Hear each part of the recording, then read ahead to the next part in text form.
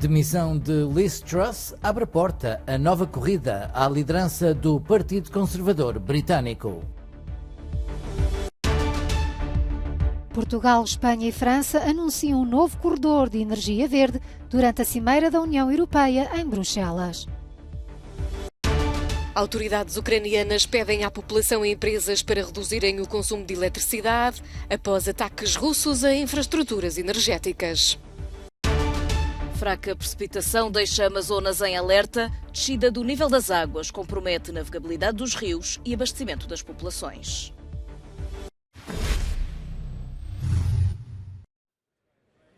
Após várias semanas de turbulência na sequência da apresentação de um mini-orçamento, a primeira-ministra britânica Liz Truss apresentou esta quinta-feira a demissão. Truss justificou a decisão afirmando não ter condições para cumprir o mandato. Atendendo à situação, não posso cumprir o mandato para o qual fui eleita pelo Partido Conservador. Por conseguinte, falei com Sua Majestade, o Rei, para o notificar que me demito do Partido Conservador. Fica assim aberta a porta para uma nova corrida à liderança dos conservadores. O presidente de um dos principais órgãos internos afirma que até ao final da próxima semana o país terá um novo primeiro-ministro. Será possível realizar uma votação e concluir a eleição para a liderança até sexta-feira, 28 de outubro. Deveremos, por isso, ter um novo líder em funções antes da apresentação do pacote fiscal a 31 de outubro.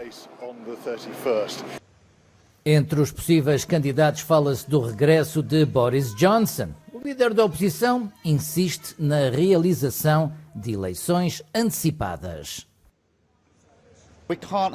Não podemos ter outra experiência no topo do Partido Conservador. Existe uma alternativa, e esse é um governo trabalhista estável. E o público tem direito a uma opinião, e é por isso que deve haver uma eleição geral. A passagem de Truss pelo governo caracterizou-se pelo afastamento do ministro das Finanças, Kwasi Kwarteng, na sequência da apresentação de uma reforma fiscal. A última gota teria sido a demissão da ministra do Interior, Suella Braverman, na quarta-feira.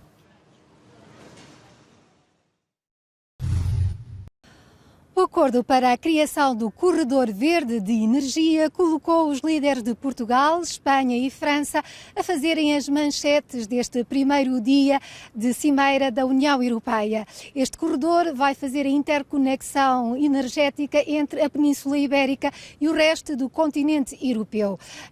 António Costa, primeiro-ministro português, estava visivelmente satisfeito pelo acordo a que chegou com os seus homólogos numa reunião esta manhã a anteceder a Cimeira, e que prova que Portugal tem também uma palavra a dizer no futuro mercado de energia. A interconexão, completar a interconexão entre Portugal e Espanha, entre Celurico da Beira e Zamora, e também fazer uma ligação entre Espanha e o resto da Europa, ligando Barcelona a Marselha por via marítima, sendo que é um gasoduto vocacionado para o hidrogênio verde, outros gases renováveis, e que transitoriamente poderá naturalmente ser utilizado também para o transporte de gás natural até uma certa proporção. Para Portugal, só o chegarmos à fronteira com a Espanha, esta terceira ligação, já é para nós uma enorme mais-valia, porque significa aumentarmos a nossa capacidade de estarmos conectados com um mercado onde não somos só os 10 milhões, mas já é um mercado de 60 milhões no conjunto da Península Ibérica. E há um projeto de podermos ser desenvolvidas baterias de grande capacidade que no futuro tenham condições para também armazenar essa energia.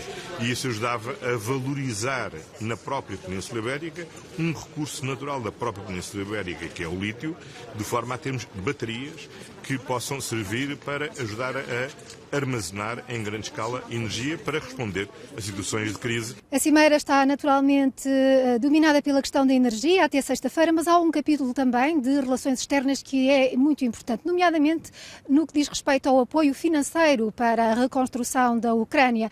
Vai haver uma conferência de doadores em Berlim no dia 25 e os 27 Estados-membros têm de chegar a um acordo sobre como continuar a ajudar este país, sem também pôr em risco os investimentos a nível de energia e outras áreas para a própria União.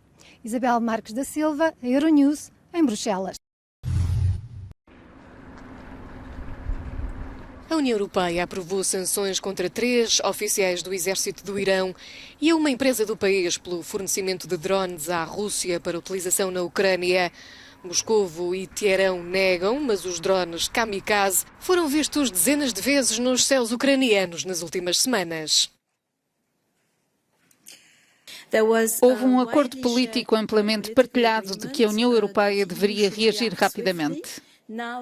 Agora que reunimos as nossas próprias provas, o trabalho está em curso no Conselho para uma resposta clara, rápida e firme da União Europeia. Do lado da NATO, o discurso é semelhante. O secretário-geral da Aliança deixou um aviso às autoridades iranianas.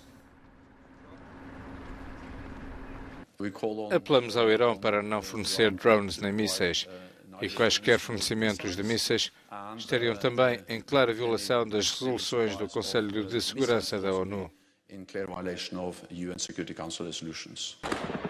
Com o avanço da contraofensiva ucraniana, os drones kamikaze estão a ser cada vez mais utilizados e desempenham um papel fundamental na nova estratégia de Moscovo para atacar as infraestruturas da Ucrânia, infraestruturas civis e energéticas.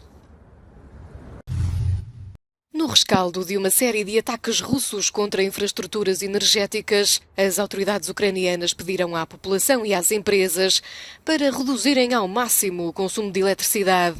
Em Kiev, a capital, os residentes foram convidados a desligar os aparelhos elétricos entre as 7 da manhã e as 11 da noite. Para além da capital, as cidades de Chernihiv, Cherkassy e Zaitomir são particularmente afetadas, segundo a comunicação da empresa pública de eletricidade Ukrnenergo. Numa mensagem aos líderes europeus que realizavam uma cimeira dedicada a questões energéticas, o presidente ucraniano acusou a Rússia de matar civis e atacar alvos não militares de infraestruturas críticas. A Rússia está a transformar a rede elétrica da Ucrânia num campo de batalha, disse Volodymyr Zelensky. No terreno, a guerra continua. O Ministério da Defesa russo disse que as tropas travaram uma contraofensiva ucraniana na região sul de Kherson, onde os ferries continuam a deslocar a população para áreas controladas pelas forças russas. Moscovo chama-lhes evacuações, Kiev deportações.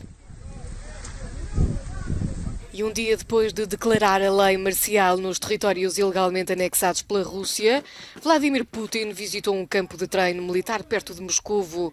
A maioria dos recrutas acabou por seguir a ordem de mobilização parcial que levou centenas de milhares de russos a fugirem do país. A polícia norueguesa prendeu outro cidadão por operar drones não autorizados em Svalbard.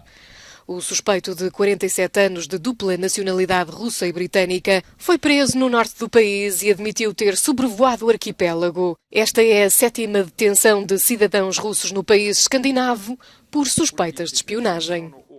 7 russos estão em prisão preventiva, tendo efetuado ilegalmente voos com drones na Noruega. O Departamento de Contra-Espionagem está agora a investigar. Alegam que estes incidentes podem apontar para o facto da Rússia estar a assumir mais riscos nas suas atividades de espionagem.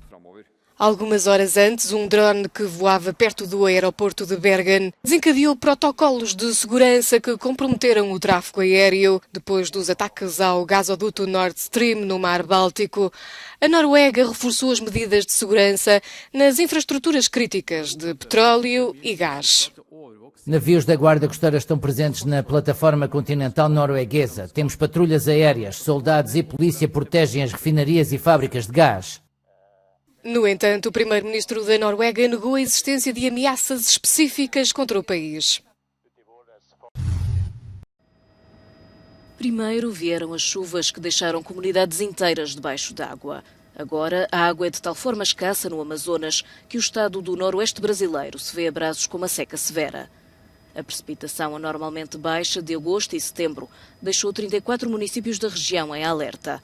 Os barcos que outrora flutuavam no rio estão agora em terra, sem terem saído do lugar.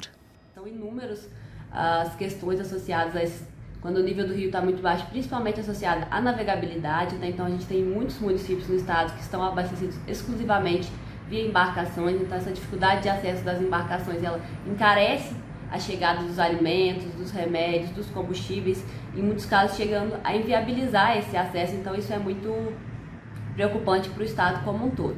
Em 2021, mais de metade da população do estado do Amazonas vivia já abaixo do limiar de pobreza.